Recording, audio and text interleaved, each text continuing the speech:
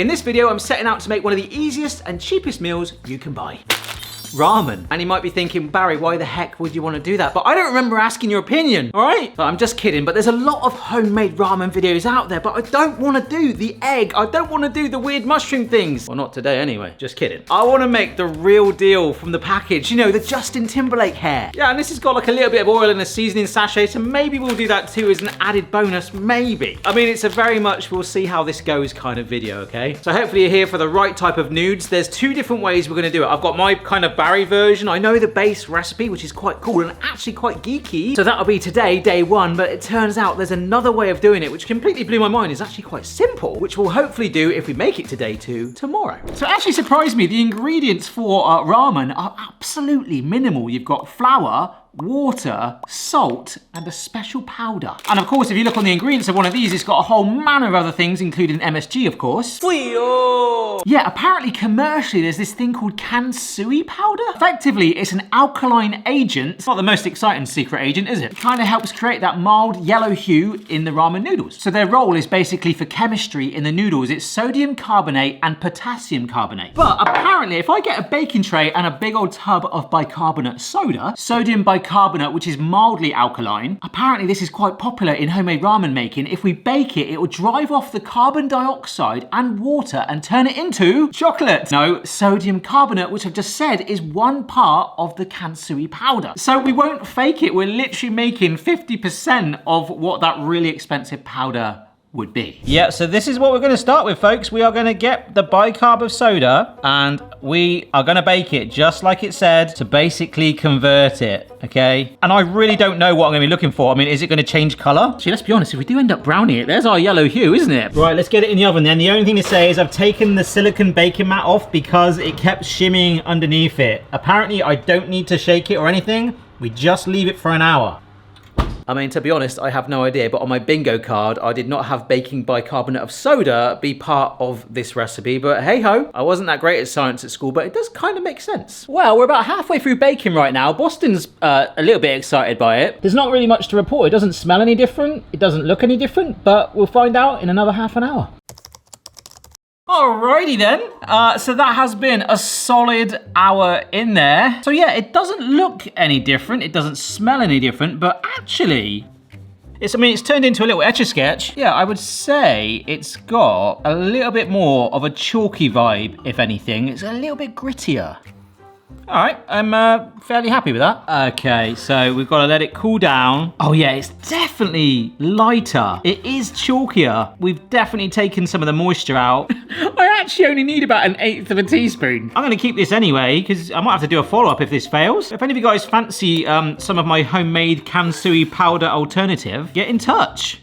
Yep, so this can go into an airtight container, ready for all of our homemade ramen needs, which, well, begins now. Okay, so we're gonna start with some strong bread flour. So lots of wheat, some salt. Okay, so this is where our powder comes in, because if we add some of this in with it now, like the salt, apparently it'll affect the consistency. So right here is 110 milliliters of water. We add in, well, what is it? Sodium carbonate. So we've taken out the bicarbonate, so it's just carbonate. Okay, let's just go with it. Might as well use this to stir it in. Why not? Just dissolve it through. All being well, we'll see some more of this tomorrow. That's actually settled a little bit, but what we do is pour it straight in. Because if we don't dissolve it like that, apparently it can create like hot spots with the alkaline levels being so different. Right, I might need a speck more water. Yeah, not too much. Just gonna add a little bit at a time. The irony that I'm adding water to something that I want to ultimately dehydrate, but then I guess even more ultimately rehydrate. Yes, just like working it through. It's actually quite rough in texture, but now even after like a minute or so, it's definitely getting smoother. So I'm just gonna keep working on that. Oh gosh, I mean, it's fun. It's a workout for sure. So your step count, it's gonna be like your knead count. All right, so I've kneaded it till it's smooth, but I have to say it is really, really tough. And maybe because it's like quite a low hydration dough. I mean, ultimately, we're all about trying to get the hydration out, right? But if we let this rest for a little bit, it should kind of hydrate a bit more and make the gluten relax, because this is where we noodle. Yeah, I'll put this over here to one side because this is something that really caught me out. How do we get that shape? You can probably get a roller, but no. I'm sure in a factory it's made on a massive scale, but look, I've actually got, I mean, it's a pasta machine. I ordered it as a pasta machine. And as Patreon know, this literally arrived about an hour ago. Maybe it's fate. This is the noodle machine. Yeah, it turns out this stuff is just a really basic dough that's run through a machine, well, kind of like pasta. Yeah, so hopefully you can see this here on a pasta machine. You've got this roller that it's different thicknesses. You start thick and roll it down super thin. So with pasta, you want to take it all the way down to number 1, which is exceptionally thin. Apparently with ramen, we can go slightly thicker, which is great. And then we run it through the spaghetti setting. So we literally will run it through this, and that should, and that's a big should, give us the noodle shapes. Yeah, so to support why that is resting around about there, if we put it in now, as we said, it was like quite tough and rigid, it would not be friends with the noodle machine. So by letting it relax, it's hopefully going to increase the opportunity for it to be like, woohoo, this is fun. We want our ramen to be happy. I don't know if that makes sense. Okay, I have let this rest for about 40, oh my gosh. That is a crazy difference. It was so stubborn and rigid before. Wow, that is relaxed. Hello. I can only really clamp the machine back here, so bear with me. In fact, I'm just probably gonna give myself a little bit of slack because I don't really want that much. So it's on the widest setting. But you know what? Even on that setting there, this is quite thin. It's definitely making it smoother. Keep it all nice and floured. Oh, there you go. 100% keep it floured because that is looking good. Oh, this is great, this is great. Oh my gosh, and it does have a yellow hue, I don't care. I'm looking at it with a very biased eye. Oh, yes, yes, yes, yes, yes, yes, yes. Now we'll just take that bit there and put it in here so that our spaghetti roller, noodle ramen roller. It is a noodle machine after all. I can't see anything yet. Oh! Oh my gosh, yes! This is amazing! Oh, look at this! We have got noodles. I'm gonna flour it. Ah! Oh. Yeah, this was a bit matted. I'll have to run that through again. Right, so I'm finding that flour is your friend with this. Oh my gosh. This is so much better than my other batch. I've just got to keep it like separated. Ah, that's amazing. I could really do one of those spaghetti hangers right now, but instead, I'm just gonna keep it further apart. Yeah, look, I've actually got strands. This is brilliant. Ah, this is so much better. This first batch I did. Hang on. Rightly or wrongly, I'm gonna stick this in water. I think that might be wrongly. Oh no! Oh no, no, no, no! Ah, no, it's gonna make it all join, isn't it? Ah! Actually, that is a pass. All right, I need this. Just this first batch, I'm gonna do again. It's amazing! Yeah, look, strands. I mean, our other one is gonna be a little rustic. I'm gonna kind of just like fold it in on itself. Yeah.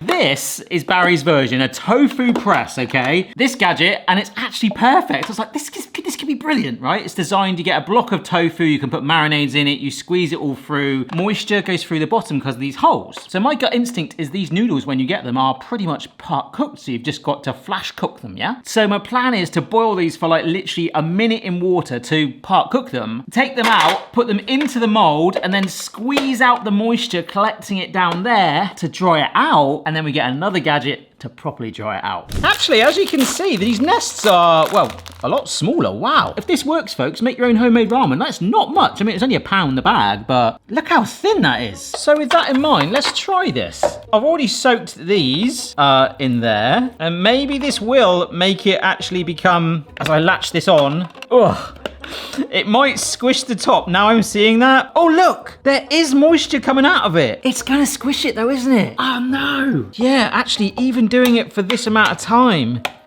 And that was on the lowest tension. Oh no, is it gonna come off? Oh wow. It's kind of held some of its shape. All right, forget the grid lines on the back there. If I press that much more, it's literally gonna go back to a piece of dough again. Yeah, so let's get this pan of water onto boil because they are part cooked. And just while that water comes to a boil, my gut thinking right now is these things hate moisture. But randomly, that's where it ends up in when you want to eat it. But putting it in there has bonded this together.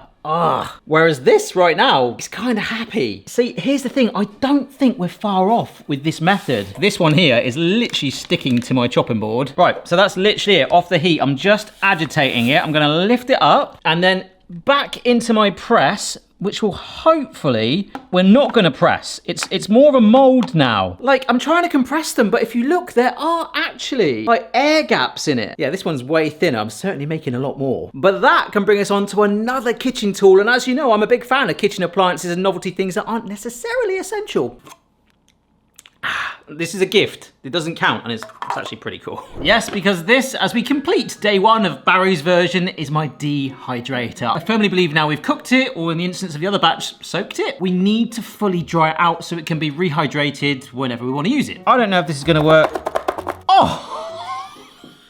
Yes! You look wonderful. Oh, that's amazing. Look at the size of it. Oh, that looks absolutely perfect. Our other version where I got scared, like literally has stuck to the board. So I should have stuck this on some baking parchment almost immediately. Oh my word. If I put that in the tofu press, it's probably not gonna wanna come out. And if you're wondering, I've also got some cooked peas and carrots right there. Jenny and me was like peas and carrots. Yeah, because if I'm gonna go to the effort of putting these things into the dehydrator, oh my word, look at the color difference between that and that. We might as well try and get some dried carrot and peas for our possible seasoning sachet. That, if you can't tell, is not top of my agenda right now. What is top of my agenda is getting this drying out. I'm gonna dehydrate that for nearly 20 hours. We've spent 4 hours out here this morning. I've actually got quite high hopes from that one where we partially boiled it, but the method tomorrow, which apparently is the proper way to do it, is completely different and much, much quicker. I'll see you tomorrow for more noodle excitement. Good night. I trust you slept well. Welcome to day 2. I am extremely happy. Oh, yes, I am. Yes, yes, yes. Look at this. It is perfectly crisp. I don't want to snap it yet. We have absolutely nailed it. And it's not compact either. There's a little bit of air between it. And if we compare it to this sort of blob that I kind of got scared with, we just chucked it in the cold water. Look at the color difference. I mean, I feel a bit sorry for this. We might just try and cook it anyway, just for giggles. But I'm absolutely over the moon with that. Yeah, as for the peas and carrots, we'll see if we use them or not, but they are completely dried out. So just like yesterday, the exact same dough recipe, the flour, salt, our water with our dissolved bicarb, or carb, I guess it's called now. I was terrible at science at school. My science teacher would be well proud of me, at least trying stuff like this. But you know the drill, let's get the dough done. Yeah, so just like before, kneading the dough, and when it's like this stage, it's unbelievable how tough it is. Yeah, so let's get it covered again because our pasta machine, noodle machine, whatever you want to call it, would absolutely hate that. So let's let it relax whilst I tell you about today's theory. So whereas yesterday the theory was to make the noodles, parboil them, set them in the tofu press a little bit. I'm so glad I didn't squish them. Yes. And then dry them overnight, which I generally think has worked. Apparently the proper way is much quicker because you make the noodles, you then use a steamer basket to steam cook them a little bit. And then this is what's getting me, because to get that crispy texture, which we have achieved by drying it, we actually flash fry it. And the really cool thing is, in a couple of hours, we are gonna find out, was it all worth it? Does it taste ridiculously different? And should we just buy the stuff from the shops? But while we've got a little bit of time, let's try and bodge some sort of custom seasoning mix. All right, so I'm not saying I'm gonna get this bang on, but this is the seasoning packet that came with this chicken ramen noodles. And actually on the packet, it does even just say that this is sesame oil. So I can 100% get this. And I'm gonna just try and do like my version of that really. Yeah, so annoyingly, you can get these stock cubes and we normally have them in the house. I'm pretty certain that is literally it. But instead I've got a standard chicken stock cube, which is brown. I've got some sugar, I've got some chives. I could see there was some of those in there. They really did pop. Onion powder, garlic powder, MSG, some ginger, and then some white pepper. Now this is gonna be a different color, and do you know what? The peas, I'll put the peas in because I can't see any carrot listed on the ingredients, so we'll just give a few of those. We'll give peas a chance. And then, there we go. Oh my gosh, that pepper's making me want to sneeze. Probably wondering why there's no salt in there. Well, that stock cube is loaded with it. I did homemade stock cubes once. That was a quirky video. It doesn't look much like it, but it smells good. So that's our bodged version with all the ingredients listed for this, apart from a few peas ground down into it too. Yeah, just flouring away, working it through. See you in a minute. This is where I could really do with one of those like hanger things they have for, well, spaghetti. I haven't actually had any need for one of those before. Ah, there you go. But you know what? This might be enough, you know? Because just for now, I am going to shove it into our little mouldy thing. See, I just want to just stick loose bits on like that. Why not? My backup was to do like a little frame with tinfoil, but I'm really happy with that. All right, whereas the other one that I've just done, I'm just going to shove it in like really loose like this. In fact, look, this is even making me think, Barry, did you even need that tofu press? If we steam it and it locks that in, and get the other shelf, I mean, I could technically just sit it in there, couldn't I? But no, let's turn it out. Oh, yeah. Yeah, I like that side more because that one hasn't been compacted at all. Gravity hasn't affected the nudes. All right, so that there. Yep, our lid goes on. Oh. So that is over some simmering water, and apparently we're just trying to partially cook it for a few minutes. It says until it goes translucent, so I think actually this thing is kind of our benchmark. If it doesn't look like this and congeal together, that's a start. It looks deceptively calm, doesn't it? But in there it's having effectively a noodle steam room. It's gonna be cooking. All right. Oh, hello. Yep. Oh God, that is hot. It should be springy to the touch. I think we're there. Well, it's been 3 minutes anyway. Woohoo! Yep, it's definitely all springy and holding together, and the main thing, it doesn't feel like it's gonna break apart when you pick it up. Yeah, so I guess we'll start the fry. Now, one thing I'm really interested in, you might remember I did a taste test video, and actually more recently I've shown them as well. There's this snack called like Mami, where it's got like this version of the Cookie Monster. You got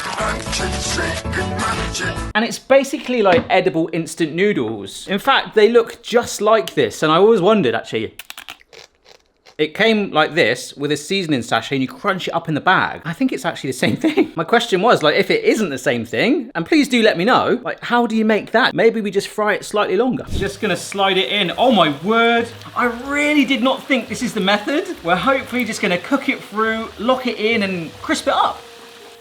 Ooh, that's crispy. Down you go, mate. This is my more perfect one from the tofu mold. In you go. All right, absolutely fascinating. That was quite fun. Here's our lineup of noodles. The store-bought ones, the oh my gosh, what am I doing yesterday version where I dumped it in cold water, the boiled tofu press dehydrated, and our 2 fried versions. What a crazy difference. But now, just like you bought them, it's time to hydrate them. I think we'll go with these 2 ones mainly and then just see what this does in water, all right? The dried one really does have now a dried texture to it. I can't really describe it other than this feels much more, look, crispy. So what we'll do is cover the store-bought ones in boiling water, the dehydrated ones, here we go, nice, and our recently fried ones. And I'm wondering with these whether we'll get some sort of like oily spill, you know? Beautiful. Let's just let that loosen up and rehydrate and be like, well, what are you doing to me? You drying me? Are you hydrating me? What's going on? Okay, it has been about 90 seconds. And yes, I'd probably like to do this over a pan of water normally, but I just wanted to sort of show you here. Look, we can start to hack this up, but that water is a little murky. We'll get its seasoning packet in and its oil. There we go. And you are done, mate. You are good to go. Lovely stuff. Now, this was a lot more rigid, but oh, it is actually softening. I just need to like break into it a little bit and loosen it. Look, it's starting to come apart. Amazing. Yeah, I did make it quite thick, so we're gonna have to be a little bit forgiving with it. This is the fried version. It looks a bit confused. It looks like it's turned into squid, because this one looked like the crispness, it had that perfect texture, and that one's looking way better now. It's got some stock in it, to be fair. But I tell you what, going back to this one, look, it's coming apart now. I've definitely done something wrong here. Look at that. What's that? Yeah, I've had to really wait for this one a solid 5 minutes and fluff it like I'm fluffing a pillow, a really angry noodly pillow. But here we go, some seasoning in there, and I'm feeling sorry for this one. Oh, that seasoning smells so fresh. Oil as well. Come on. Yeah, not quite as vibrant as this one. I don't know what's happened to this fried one, but my dehydrated method actually looks pretty decent. That just looks perfect, so you know, we can't complain with that. What an adventure this has been. We've had homemade katsui powder, tofu presses, steamers, fryers, dehydrators. Oh, these look perfect. Okay. Delicious simplicity, store-bought, £1. I've got to say though, the seasoning in this does smell so much fresher. Ooh, I think I should have put the whole stock cube in. It's actually quite mild, the broth. The springiness, the texture. Now, I don't know if that was from our homemade powder, but that has really... I'm sorry, by that I'm sort of like, it's a lovely texture. It's like you're eating a noodle spring. It's a different color, but that is noodles. Right, let's try this one. Oh my gosh, because it was crispy. Look, it's just like a lump. Whew. Again, the broth is nice. I think a touch more salt and more stock cube for that, but that was like eating a soggy like dumpling. So we've got to park that out of the way, sorry. That's so good, it's so tender.